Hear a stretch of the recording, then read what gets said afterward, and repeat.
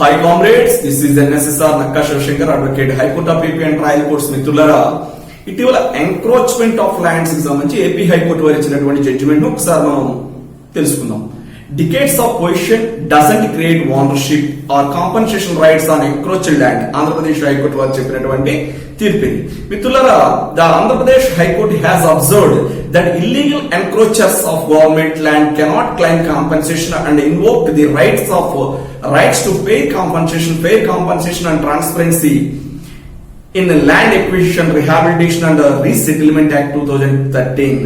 Despite acquiring the land from their ancestors or having possession of the same for the decades అని ఈ తీర్పు గౌరవ Andhra Pradesh high court వారు ఇవ్వడం జరిగింది. ఓకే, ఇది ఎంక్రోచ్డ్ ల్యాండ్, దట్టు ఇది మా పూర్వీకుల నుంచి వచ్చింది, మా తాతల నుంచి వచ్చింది, లేదా మా తండ్రి గారి నుంచి వచ్చింది అని చెప్పినా సరే దానివల్ల ఎటువంటి కాంపన్సేషన్ రైట్స్ రావు, ఎటువంటి ఓనర్షిప్ రైట్స్ రావు గవర్నమెంట్ ల్యాండ్ ఎంక్రోచ్ చేయడం వల్ల అని చెప్పేసి స్పష్టంగా గౌరవ హైకోర్టు ఆంధ్రప్రదేశ్ వారు తీర్పు ఇవ్వడం జరిగింది. మిత్రులారా, ఈ తీర్పు చాలా మంది దృష్టిలో పెట్టుకోవాలి. ఎందుకంటే ఇప్పుడు మనం ఇటువంటి పరిస్థితుల్లో మనం న్యాయం కోసం పోరాటం అనేది సహజంగానే జరుగుతుంది. ఎవరి బాధ వారికి ఉంటది, అంటే ఎవరికి ఉండేటటువంటి బాధలు వారికి ఉంటాయి.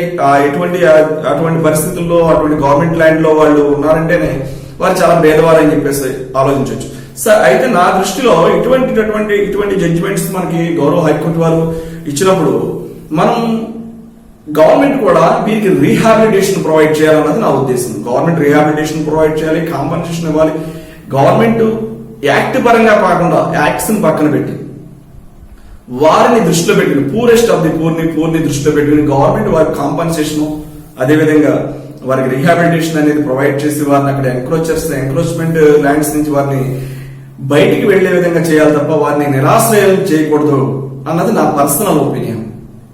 కానీ మనకి గౌరవ హైకోర్టు వారు ఇచ్చినటువంటి జడ్జిమెంట్ అనేది యాజ్ పర్ లా ఇస్తారు, యాజ్ పర్ యాక్ట్స్ ప్రకారం ఇస్తారు. వారు చట్టం ఎలా ఉందో అలాగే వారు తీర్పులు ఇవ్వడం జరుగుతుంది. కాబట్టి ఎటువంటి పొజిషన్, ఎటువంటి ownership rights confer Rao. Decades of years ఉన్నప్పటికీ కూడా యాన్సెస్టర్స్ నుంచి ప్రాపర్టీ అనేది అందులో వారికి ఉన్నప్పటికీ కూడా, వారి తల్లిదండ్రుల నుంచి వచ్చినప్పటికీ కూడా అది గవర్నమెంట్ ల్యాండ్ అయి ఉండి ఎంక్రోచ్ చేసినటువంటి ల్యాండ్ అయితే కనుక వారికి ఏ విధమైన రైట్స్ రావు, ఓనర్షిప్ రైట్స్ రావు, పొజిషన్ రైట్స్ రావు, రీహాబిలిటేషన్ అనేది వారికి ఏ విధమైన కాంపెన్సేషన్ రాదు అని చెప్పేసి గౌరవ ఏపీ హైకోర్టు వారు తెలపడం జరిగింది. This is NSSR Nakka Shivashankar, advocate.